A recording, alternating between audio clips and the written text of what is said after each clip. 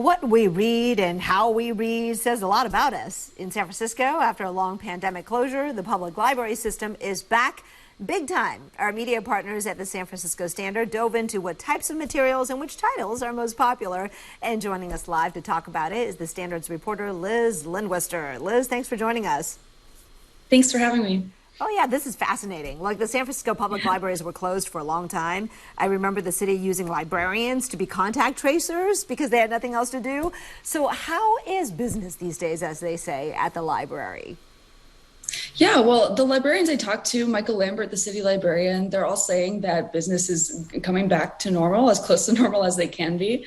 Circulation numbers, which did take a big dip during the pandemic, are starting to rise back to the original numbers and even start to surpass the last record of high circulation. And, the library is finding other ways to serve San Francisco outside of just, renting out books and movies and other things. Like what? I guess that's the part I'm super interested in is how did it evolve, its mission or purpose during this period? Yeah, so I think that the one thing is that the public libraries have always been offering services outside of just book circulation. So they've always provided career services, help with access to computers and other electronics, free Wi-Fi, and even, just in the wake of the heat wave this past weekend, they provided cooling centers for San Franciscans. I think now it's just a lot of people in the city are starting to realize that the library has a whole range of services that go beyond just the books that are on its shelves. And they're also adapting to a more online environment with more e-media and more online virtual kinds of events. Yeah. Oh, I've always thought of it as a community space, right? Gathering place. But what loaners are becoming more popular and which ones are losing popularity? Do you mean by type of book or the kinds of peoples that are coming into? Yeah, people renting CDs, movies, ebooks, or, regular books, that you have to flip the pages on. What's becoming more popular? What's trending? Yeah, so I think it might be no surprise that even before the pandemic hit, physical books started to go down pretty significantly in popularity. But since the pandemic happened, ebooks are really getting popular, audiobooks.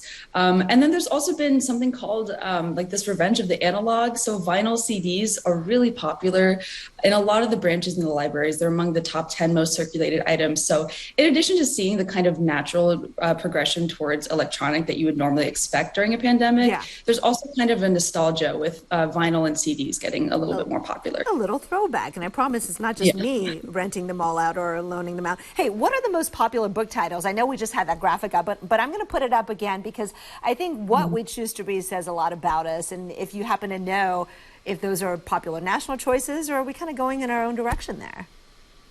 Yeah, so when you look at the top fiction books, a lot of those are pretty common authors. So you see Sally Rooney and some others that are like Pulitzer Prize winning.